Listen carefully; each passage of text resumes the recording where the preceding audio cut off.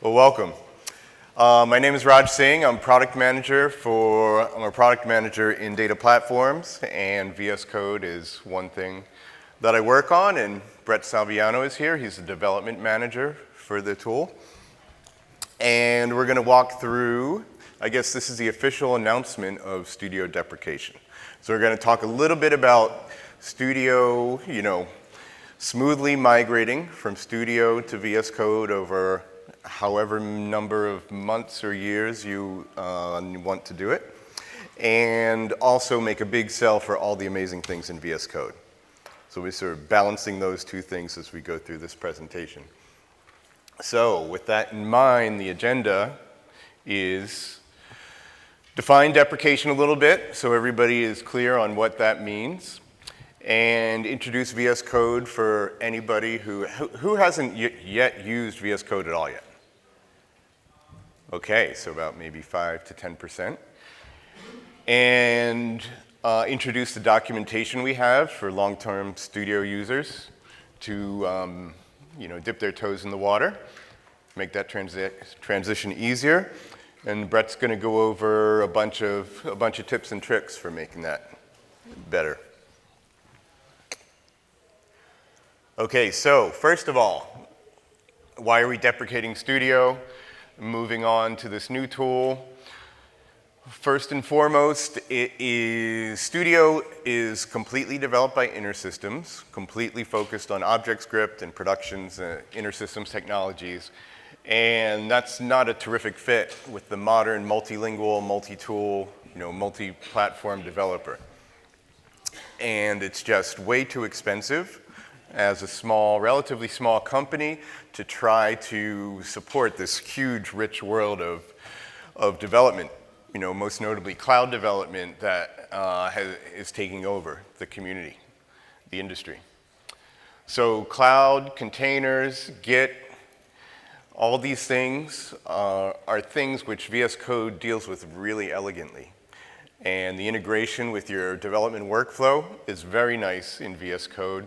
And that's where we want to put all our energy towards. We want to make that experience as great as possible, integrate with an already great experience for doing everything outside of the InterSystems technology stack. And so, it really doesn't make sense to try to bring all those things to Studio.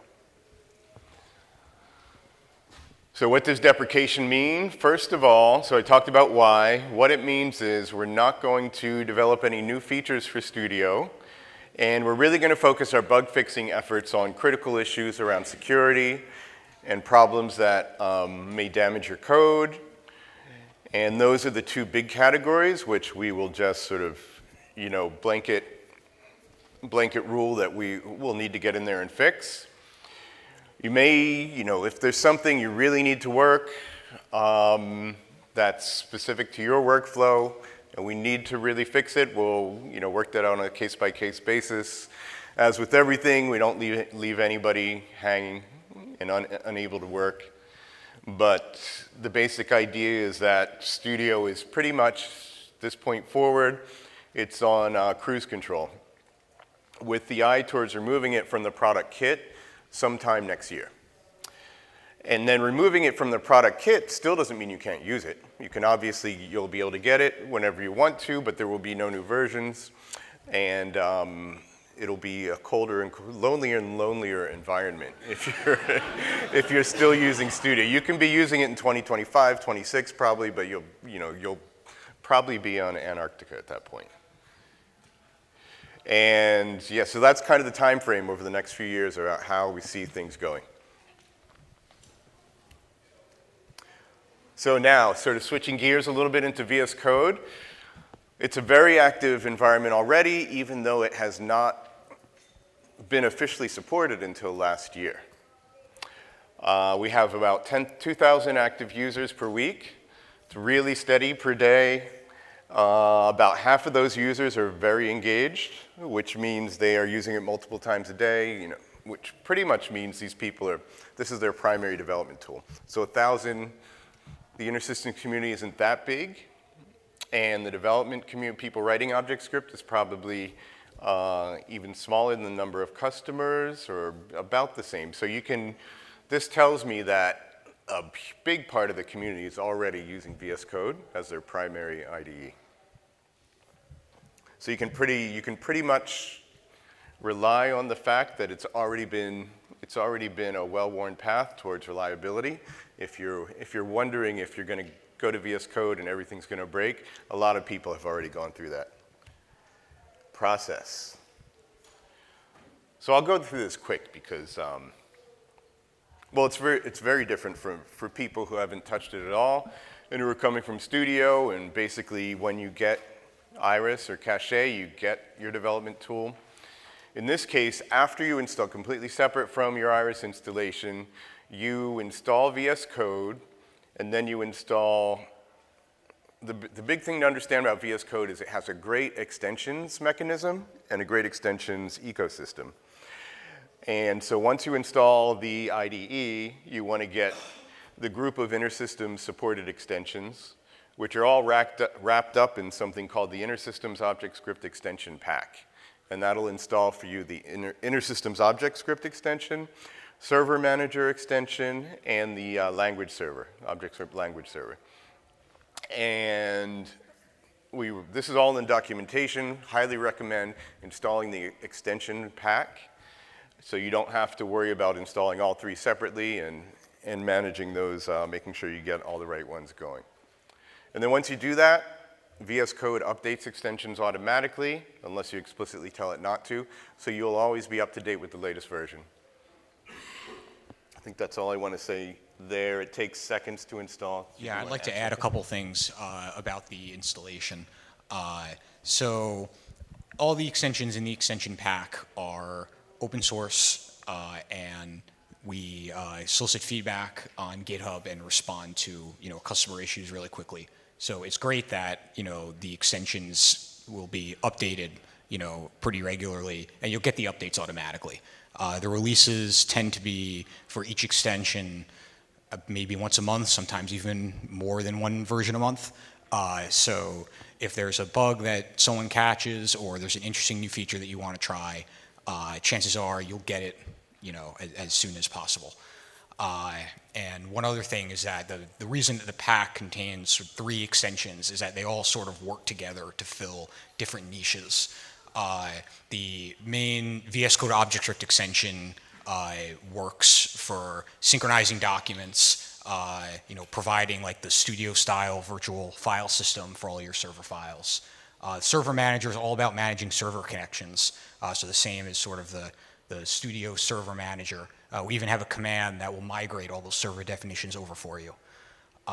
And the Server Manager does support securely storing passwords in the keychain, so you can be sure that your passwords are secure, and that if any other extensions try to access them, you'll be notified. You'll have to give explicit consent. So you'll be sure that your passwords are just as secure as they are in Studio currently. And the language server extension provides all of the IntelliSense and syntax coloring. So that's things like hovering, code completion, go to definition. And it actually is built using the same parsers as Studio. So you can be sure that everything's going to be colored correctly. That's all fully supported by InterSystems. And you'll actually be able to migrate your syntax colors over from Studio if that's something that you feel strongly about and want to keep. That's something that I'll show off later in the session. I don't need it. That actually reminds me, when I was reflecting on this presentation this morning, another feature which you could have never gotten in Studio with this extension ecosystem is that if you're really into this and committed long term, you can actually write your own extensions that build on top of our extensions and take advantage of the Server Manager, passwords. So there's some other ways that you can even build a more powerful internal development platform than you get out of the box.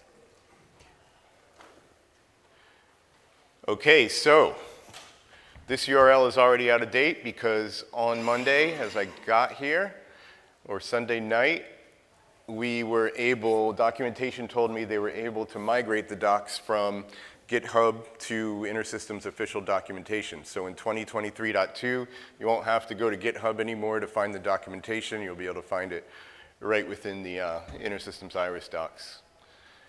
But it's going to be the exact same content that you'll see here. There's a whole section on migrating from Studio, which goes over server-side editing and server-side source control, projects, which Brett has lots of cool demos on, show you how to use that. Fortunately, you gave the big one yesterday in the Tech Exchange. But you can find us in the Tech Exchange to get personal demos. A little bit about syntax coloring and how you can move your syntax coloring over from Studio if you had created your own personalizations there. Server definitions and Studio snippets. So all that stuff is covered in, and keyboard shortcuts too. All that is covered in the documentation now. Yeah, that page is a great one-stop shop for learning about everything that you can migrate and sort of what workflows in VS Code are most similar to Studio. So we do support 2 workflows, one of which we call server-side editing, and it's sort of the same as Studio, where you have virtual files, you're editing code directly on the server, and your server-side source control hooks, anything that you've built using the Studio source control extension piece is all fully supported. So that will work right out of the box. You don't have to do any other configuration. Alrighty, so thanks, Raj. So now, turn it over to you for a series of demos. Yeah, so now I'm going to show you a couple of new features that we've added to the extensions in recent months. These are all tools that you can go out and use right now. Some of them require certain server versions, but that's all clearly documented when it is applicable. But VS Code does support servers going all the way back to Cache Ensemble 2016-2. So even if you haven't upgraded yet, you can start using VS Code. I'll start that again for you. Yeah, so the first command I'm showing off here, this is just a video recording. I didn't do it all this live, but what this shows you is how to migrate all of your syntax colors from Studio to VS Code. And the way this command and similar ones work is it just reads the Windows registry, picks out all the colors, and modifies the VS Code default themes that we provide to use the colors that you specified in Studio. And this is great for people that really feel strongly about their colors, something that they've personalized and they've been using for years, something you can bring over with one click of the button. There's no other user input from there. And it's going to bring over foreground colors for every language and your background color as well. So it's not going to mess up your contrast if you have that set to be something high contrast. The next command I'm showing off here, this is for migrating Studio snippets. So snippets in Studio are defined, user-defined snippets are defined in a simple text file. And it's not something that VS Code can really understand. So we added a command that will read the registry for the locations of your user-defined snippet files, read those files, convert them to JSON that VS Code can understand, and place it in the global snippets directory in VS Code so that you can use it for any document that you open that's an ObjectScript document, like a class or a routine, regardless of which workspace or which folder you happen to be working in. And something that we do encourage you to do after we migrate your snippets is that the VS Code snippet engine is far more advanced than what Studio supported. So we actually will open up the file for you, and we provide documentation to encourage you to go ahead and enhance the snippets that you've already built to support things like tab stops and editing in multiple places, where instead of just inserting a block of text and having to go back and change things later, you can add tab stops and tab through and change the name of a method or change the name of like an argument to a method without having to delete something that you just added. Yeah, so one other nice thing that we added is that Studio has a bunch of UIs for creating new interoperability files, things like business processes and business operations. And that's something that we thought was really useful, so we decided to build something similar in VS Code. It doesn't work exactly the same way. You'll see that it walks you through step by step using the native VS Code user interface for like drop-down boxes and for free text input. So it feels like it's natively part of VS Code, but it's capturing all the same information and generates the same class that you would otherwise have generated in Studio. So this is something that if you really like those tools and you don't want to have to write, all that scaffolding code by hand, it does the exact same thing. Yep. Yeah, and for those who are familiar with VS Code, you know that in the past to set up like a server-side folder to edit virtual files like in Studio, you had to edit a workspace file, which is just like a specially named JSON file, to create folders with like a specific URI. And if you wanted to change it to view CSP files or change it to only show classes or to only show like interoperability components, you had to go and modify that JSON by hand. And that wasn't something that was very pretty, and it's something that we really wanted to, a user experience we really wanted to improve. So what we did is we added improved user interfaces to create and modify these virtual workspace folders so that you can pick a server, you can pick a namespace, pick the type of code you want to edit, and then filter all that code step by step through a UI without ever having to look at the JSON or even knowing what it is. It's something you can totally do from the UI, and you can go back and modify a folder at any time, and you'll get the same UI with the same steps. So it's something that is pretty easy to step through. All the commands are pretty clear, and you won't ever have to touch JSON again if you don't want to. And the last one that we have, or second to last one that we have here, is about debugging REST services. So Studio has had the ability to debug CSP files by just editing, putting the URL to the file, and it started the debug session for you. And with the, with the growing popularity of REST, we decided to add a similar feature in VS Code for debugging REST services. So the way this works is you can open up basically a web page in VS Code that will collect all the information that you need to send a REST request. Everything from the body of the request, any headers, query parameters. It has a drop-down for selecting the web application you want to use. So if that URL is particularly long, you don't have to type it all in, and you can be sure that you won't actually, have a fat finger error and mistype that section. And then what you can do is you just click the button to send the request. And what VS Code does is it sends the request with a query parameter that tells the debugger what process to attach to. So it sends a REST request and will start a debugging session and attach to that process for you. So you don't have to do any fumbling around for trying to get the timing right, having issues with the commands timing out. So it's all one click. You can send the request and get debugging right away. Yeah, and the last thing I want to show off here is something that we're really proud of. My team is also responsible for building the new Angular versions of the interoperability GUI editors. The first one that we've worked on and now have largely completed is the new Angular rule editor. And in recent versions of Iris, I think it's 23.1 is the first version that has this code. You can actually open up the editor in a VS Code tab the same way that you could with the Zen, BPL, and DTL editors in Studio.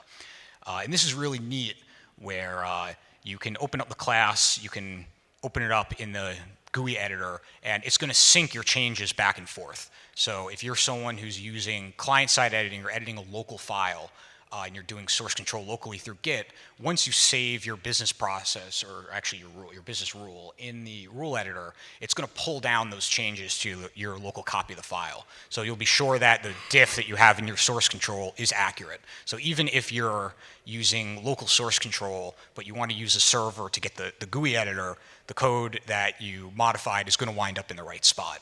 And there's no extra configuration to get that to work. It's just going to work right away. Awesome, yeah. And there's something that we really want to emphasize with the VS Code extensions is that we really want your feedback, and there's a bunch of ways for you to give that feedback. So there's a general InterSystems ideas portal, or if you have any big ideas, maybe for like a new extension or significant enhancement to an existing extension, that's a great place to put it. Product management, I know Raj goes and looks at that. They'll review your idea, comment on it. And then if you have any specific issues with the extensions, maybe you found a bug or there's some small enhancement or something you want, you can always go talk to WRC. The extensions are fully supported. They'll be happy to help you.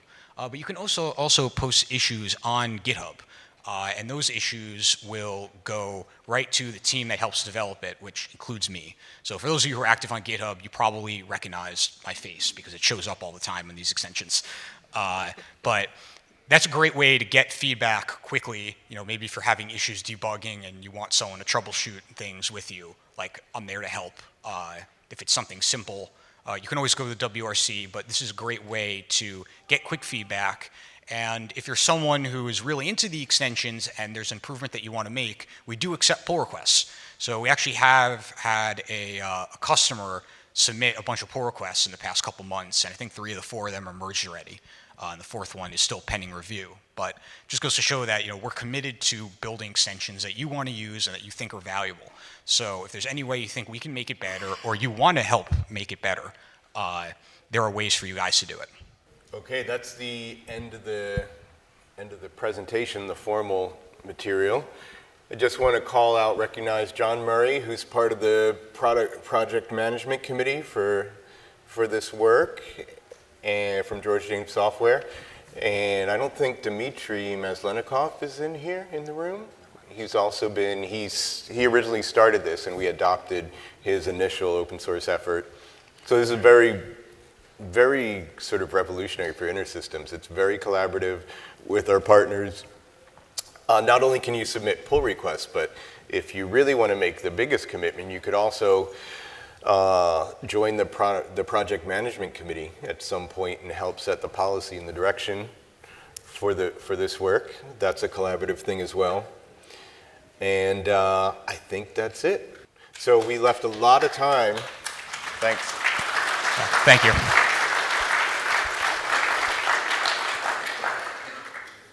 I anticipated there would be lots of questions on this, so we left a lot of time for Q&A in this session. Yeah, so if anyone who has any questions, please raise your hand. I'll come hand you the mic so everyone can hear you. So I've been actually using this with VS Code for like the last 2 years. So I think when you guys first started to put it out, I started using, which is great. I love it. And one thing I would love to see is, because I have to do this a lot, is there a way within VS Code that we can have a terminal window, like if we were on the server running Iris in a terminal? Because some of the object scripts we do, we want to test it that way. That's like a seeded question. Exciting breath. I was about to say, John over here is not a plant, but this is the question. I actually did a Tech Exchange presentation on this yesterday. So starting with version 23.2, we do support a WebSocket-based terminal that's fully integrated in with VS Code's integrated terminal. So it's something that you can launch directly from the VS Code UI. You can use it to connect to an instance that's local or remote. It's all WebSocket based, so it works similarly to the way our debugger works. And it supports a bunch of different commands. It's not a full terminal, but it supports things like the SQL shell, the Python shell, read commands. So you can do most of the stuff that you would need to do from a terminal without ever having to leave the VS Code UI. And there's nothing you have to do to set it up, right? You just got to get a new server version. And the most recent previews of 23.2, I think starting with build 201, have the code in it. And the code hasn't been released in the extension yet, but you can go to GitHub and get like a beta version of the extension if you want to try it out. And we do welcome your feedback on that feature as well. So I've been using it for a while as well. One of the things that I think of, and you mentioned kind of getting involved in the, I think you said product management aspect of it. The GitHub page that you have that may be going away that's now moved into your documentation. And I've been doing InterSystems development for a long time, so I've gone through a number of different editors and so on. I think in the end, it's a great environment to be in VS Code, but the muscle memory is to, go to the thing that you know versus something new. The GitHub page had some pointers of like, here's the extensions you have to install, and I wondered if it might make sense either online training, where it's like, here's the things that you used to do, here's how you do them, but also the other maybe extensions that we all might find productive, right? So there's like a SQL tools extension that I use regularly, and so to be able to run SQL commands connected to the Iris database inside of Postman is valuable. Recently, there's been like a Postman extension that you can run directly in VS Code. So I wonder if that's maybe an aspect that you're thinking about. Maybe it's part of the product management, or maybe it's in the documentation. But a lot of us probably wonder, like, this is how I used to do something, and how can I now do it in VS Code? Yeah, I'll take that online learning suggestion back to that group. Maybe we can put together a little something. John Murray has actually become the maintainer of the SQL Tools extension, so he's the guy to talk to about that. That's not part of our official stable at the moment. But so now we have, I think the maintainer of that kind of lost interest or something, but John took over that. It's good to hear somebody else is using it. I don't know if we have an opinion on other extensions that are recommended. Yeah, I'd say about educating people on like VS Code proper or other extensions. There are a couple places in our docs where we do suggest certain things. Like I know on the migrating from Studio page, we have a table with that maps all the keystrokes from the keystrokes that you use in Studio, and then the ones that are by default in VS Code to do the same thing. Now, obviously, that comes with a caveat that in VS Code, you can totally customize all your key bindings. So if you want everything to be the exact same as Studio, you can go ahead and do that, and you can share that configuration file with everyone at your company, right? And it'll just work the same way as Studio. So you have the freedom to do that. But I do know that for certain features, I think Studio has like a bookmarking feature. And there's a great bookmarking extension in VS Code. So we do call that out in the documentation, saying if this is a feature you really want to have, you can have it. I think for like general purpose stuff, like Postman extension, I don't know if that's something we would call out, but it's definitely something to think about. So we do appreciate the suggestion.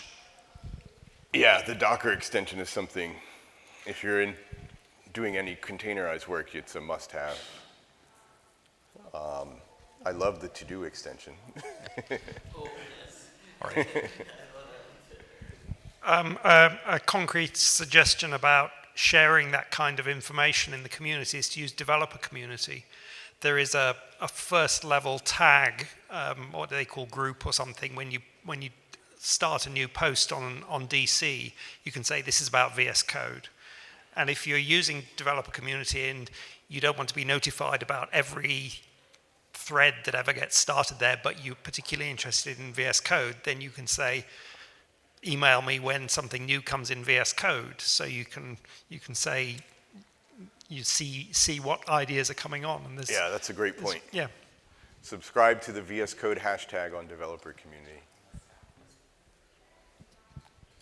Does it support the encode? So when I'm debugging the class, can I see the encode behind in Visual Studio extension? Yep. Yeah. So the question was about debugging, viewing the encode of a class when you're debugging it. So yes, we do support a view other command. The same command is in Studio for viewing other code. I think it uses the same key binding as well. So I think it's Control F7 or something like that. I don't know. I was an Atelier user before, so I don't know all the key bindings off the top of my head. But yes, it is supported, and it will, if you have your cursor at a line in the class, it will attempt to jump to that same line in the encode, the same as Studio, when it does make that jump. And that works both directions. So if you happen to have the encode open, or you have like a class that was generated by a CSP file, you can go jump back the other direction.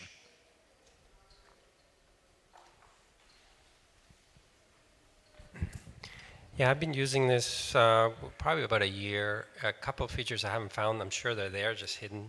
One is the attach, and the other one's the debug target. We use that a lot.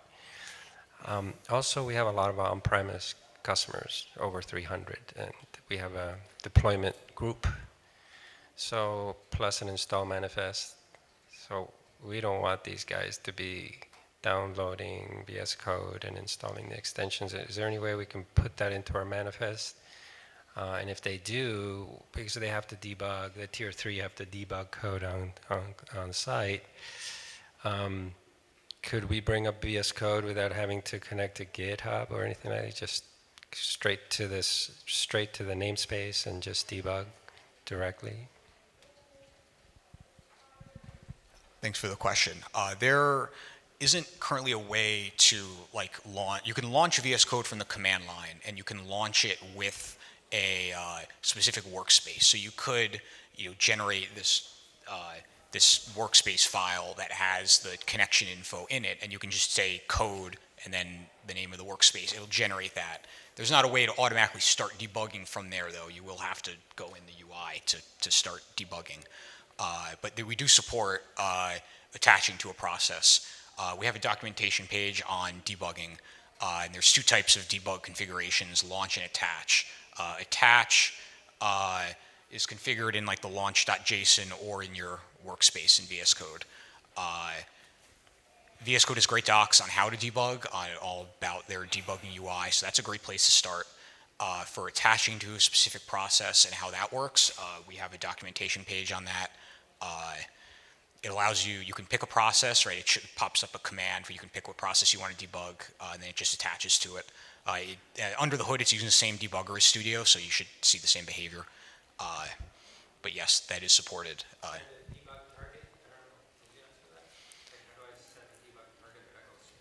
Oh, the debug. Okay, so when you're launching a process.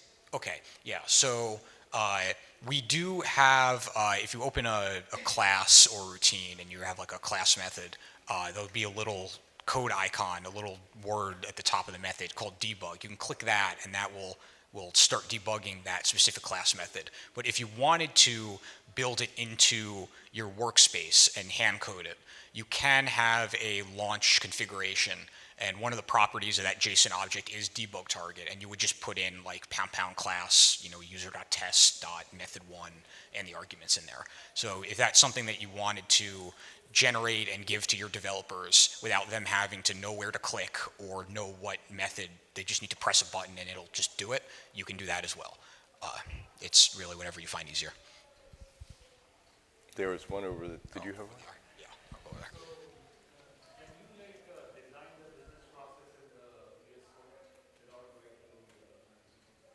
Okay, so this question's about the BPL and DTL Zen editors. So currently we do not support working with the Zen, BPL, and DTL editors. We don't support embedding them like in Studio. However, we are working on writing new Angular versions of them, just like the rule editor that you just saw. So those new versions will support embedding in VS Code. And that is planned to be done well before a Studio discontinuation date. So it's not possible right now, but it is something that we have planned, and we're confident it's going to get done before Studio would go away. And even if it didn't, it is obviously still available in the management portal, so you won't be losing the functionality, you just will have to go out of the application.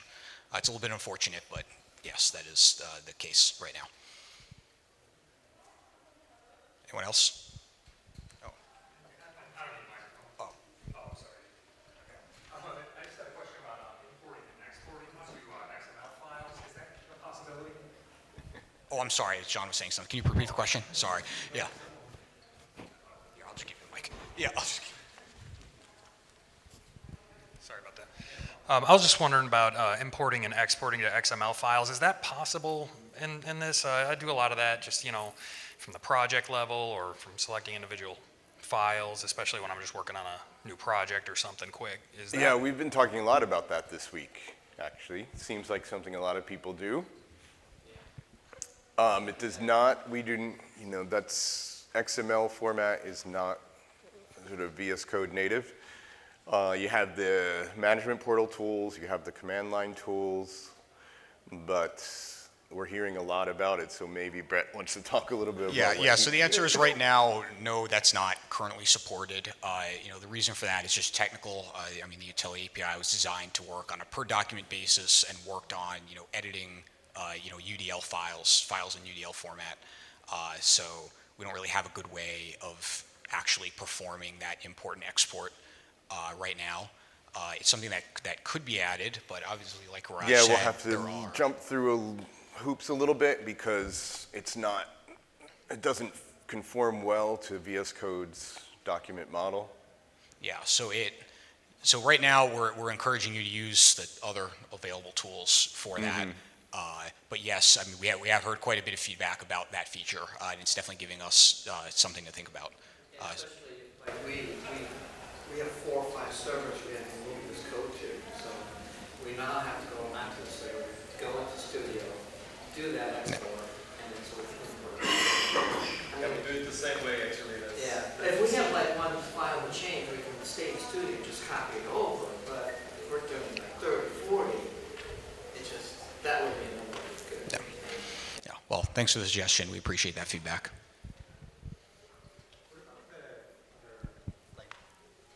What about the other side activities which we do in Studio, like WSDL, import wizard, the gateways?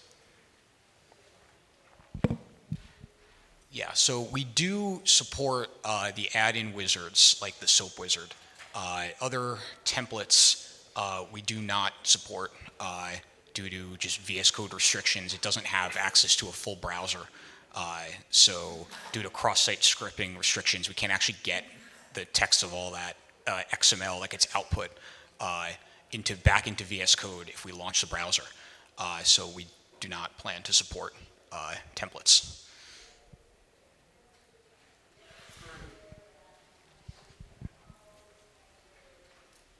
Do you support the Findin Files for server-side editing, so you can search your entire code base for something?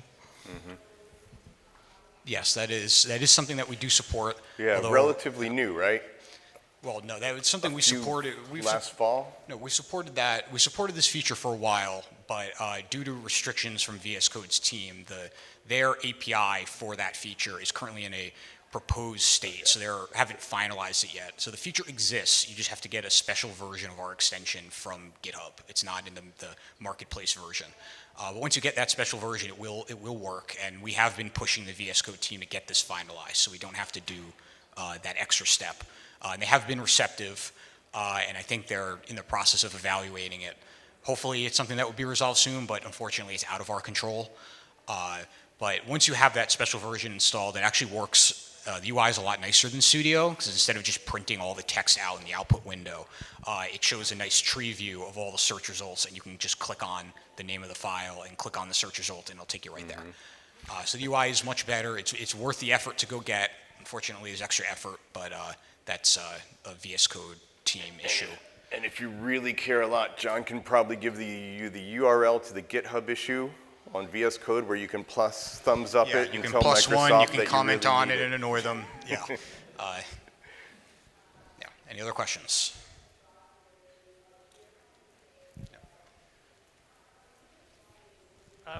So it's not really a question, but it's follow on from something that one of the other questioners asked, and I think I picked up about a situation where you've got servers in places that you are maybe locked down, or there are restrictions about how do you get access to and so forth.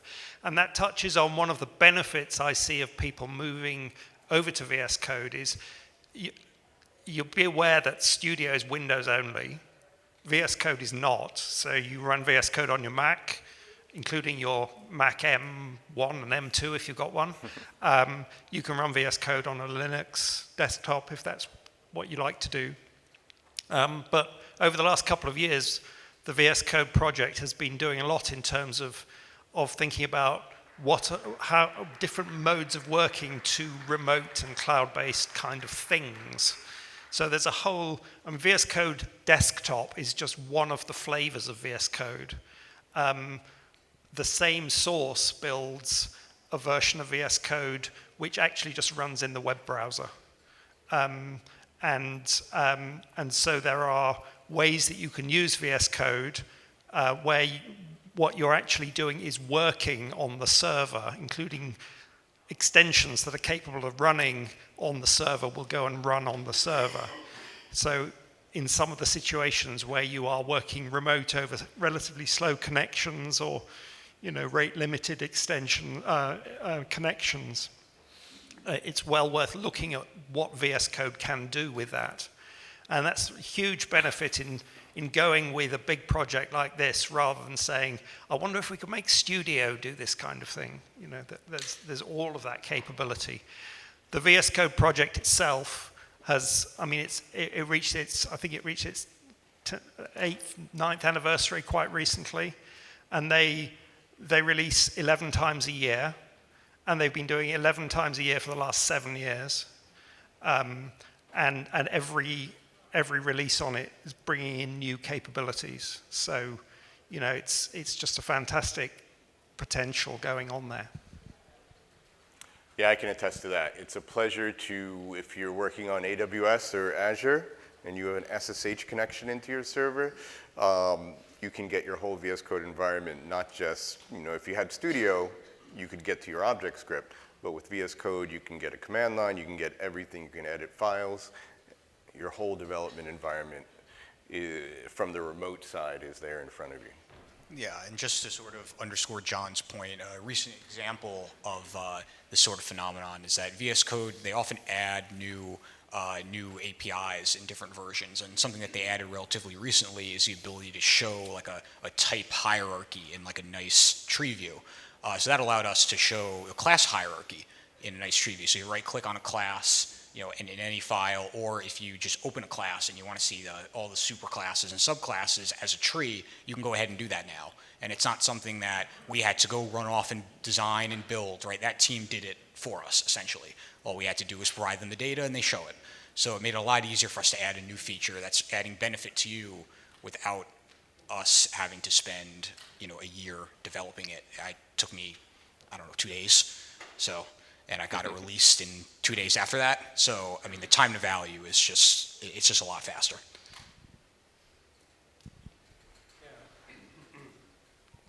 Yeah, I forgot to ask, the support for project files, we use that to have everybody there have their own project file. Also, I do it for multi-process debugging, where separate breakpoints are set up and I can attach to different processes. I haven't seen it. Whether or not you're supporting project files. Yes, so we do support working with Studio projects. We have a whole documentation page on it, but the way it works is we have a separate user interface for adding and removing things from projects, and there's buttons that allow you to open up a virtual server-side workspace folder that is just showing all the contents of your project and just the contents of the project. And then from there, it also allows you to add and remove things as well. So it is something that is fully supported. And if you have a project that already exists on the server, you'll be able to see it in VS Code. So you can just keep working using that same project that you've already been using. It is something that we added, 6 months ago, maybe, or relatively recently. So it's probably why you haven't seen it. We do have a whole documentation page on it. And it's something that we think will make it easier for people to migrate if that's a feature that they really like. So yes, it is supported.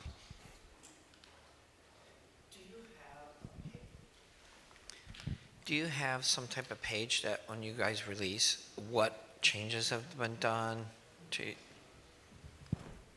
Yes, so there is a full change log in the GitHub repository, but also in VS Code, if you click on an extension that you have installed or one that you search in the marketplace, it'll show the change log for that extension. So all of our extensions, all 3 of them that we put as part of our pack, have detailed change logs. They link to the issues, so if you want to see what something means, usually it'll just be one sentence and issue link. So if you want to learn more about something, you can go ahead and open that up in a browser and go to that issue. But yes, we do log everything, and it's pretty thorough. It's every change, other than documentation changes, we don't log. But it's pretty easy to see when new things come in.